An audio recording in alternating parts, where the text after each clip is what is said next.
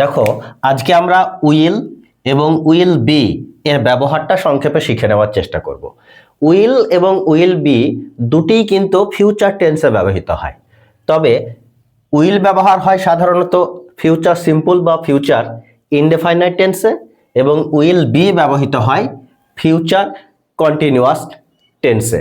তবে উইল এবং will be কোন ধরনের বাক্য গঠনের ক্ষেত্রে আমরা ব্যবহার করব সেটা একটু জেনে নেওয়ার চেষ্টা করি। দেখো, প্রথমে আমরা উইল ব্যবহারটা দেখে নিই। উইল কখন ব্যবহার করব? ভবিষ্যতে সাধারণ কোনো কাজ করব বোঝালে পারে। ভবিষ্যতে সাধারণ কোনো কাজ করব বোঝালে পারে আমরা উইল ব্যবহার করি। কেমন? একটি বাক্য দেখলে আমরা বুঝতে পারবো কি, যে আমি আগামীকাল বিদ্যালয়ে যাব বা স্কুলে যাব। তাহলে এই বাক্যটি আমরা কিভাবে লিখতে পারি? I will go to school. কখন যাব? আগামীকাল, টুমরো। আর কি বলতে পারি আমরা? সে পরে তোমাকে ফোন করবে। সে পরে তোমাকে ফোন করবে। সাধারণ ভবিষ্যৎ বোঝাচ্ছে। তাহলে কি লিখবো আমরা? She will call you later. তোমাকে পরে ফোন করবে সে। এই ধরনের বাক্যের গঠন কি বলতো? প্রথমে সাবজেক্ট, তারপরে উইল, এবং তারপরে ভার্বের বেস ফর্ম, অর্থাৎ সাবজেক্ট প্লাস উইল তার সঙ্গে V1। এটা কোন ধরনের বাক্য গঠনের ক্ষেত্রে? আমরা যখন উইল ব্যবহার করি, অর্থাৎ ফিউচার সিম্পল টেন্স।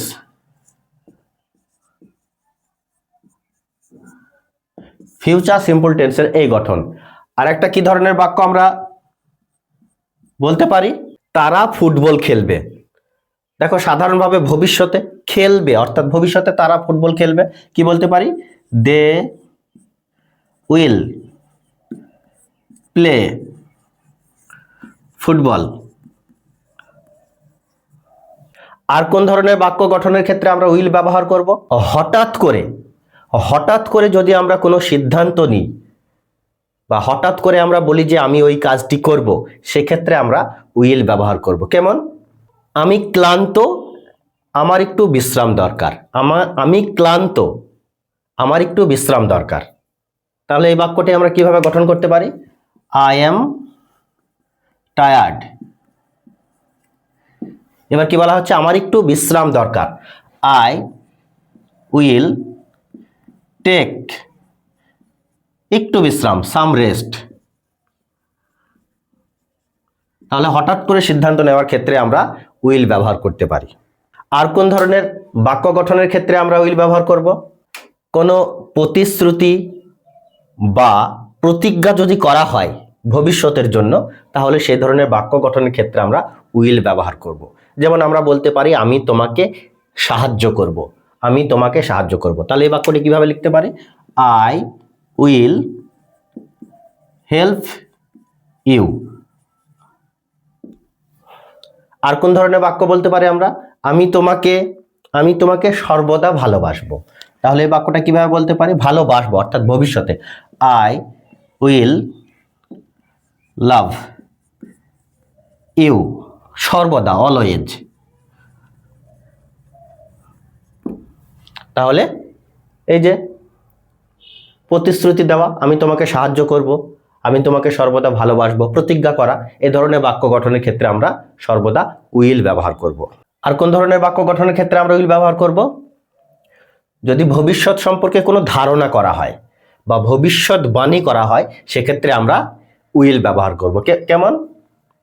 যেমন আগামীকাল বৃষ্টি হবে। তাহলে এই বাক্যটা কি আমরা কিভাবে বলতে পারি? আগামীকাল বৃষ্টি হবে, ধারণা করা হচ্ছে। তাহলে আমরা বলতে পারি ইট উইল রেন। বৃষ্টি হবে আগামীকাল। তাহলে আমরা ধারণা করলাম যে আগামীকাল বৃষ্টি হবে ভবিষ্যতে, তাই উইল ব্যবহার করলাম।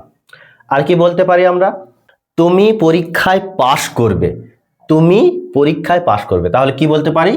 ইউ উইল পাস দ্য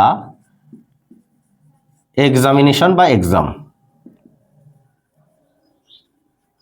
অর্থাৎ দেখো এখানে ভবিষ্যৎবাণী করা হলো, you will pass the exam, তুমি পরীক্ষায় পাশ করবে, অর্থাৎ আমি আগে থেকেই ভবিষ্যৎবাণী করে দিলাম যে তুমি পরীক্ষায় পাশ করবে। এবার আমরা দেখি উইল বি কোন ধরনের বাক্য গঠনের ক্ষেত্রে ব্যবহার করা হয়। উইল বি সাধারণত ফিউচার কন্টিনিউয়াস টেন্স এর ক্ষেত্রে ব্যবহার করা হয়। এবার কোন ধরনের বাক্য গঠনের ক্ষেত্রে ব্যবহার করা হয় সেটা আমরা দেখার চেষ্টা করি। উইল বি অর্থাৎ ফিউচার কন্টিনিউয়াস টেন্সের গঠনটা কেমন হয়,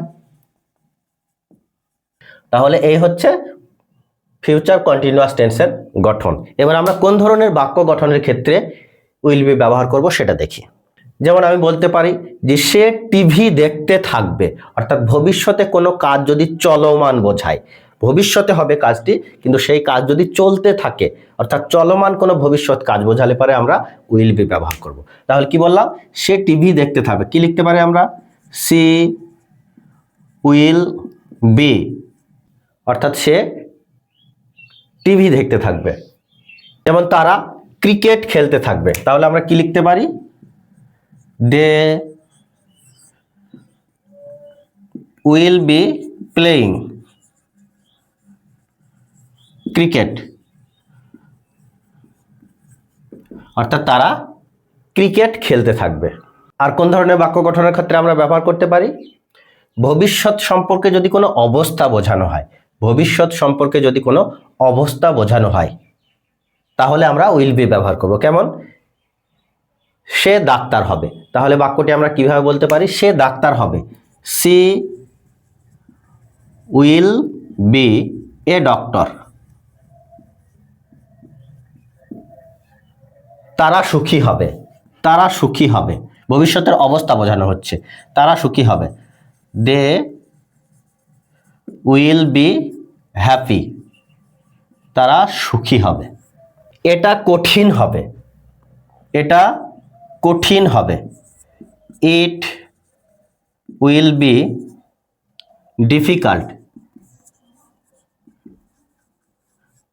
অর্থাৎ এটা কঠিন হবে। ঠিক এই ধরনের বাক্য গঠনের ক্ষেত্রে আমরা উইল বি ব্যবহার করব।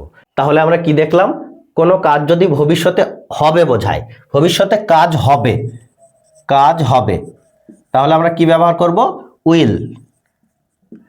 আর কাজ চলতে থাকলে, কাজ চলতে থাকলে, যদি কাজ চলতে থাকে তাহলে উইল বি ব্যবহার হবে। তাহলে এই ছিল উইল এবং উইল বি এর ব্যবহার।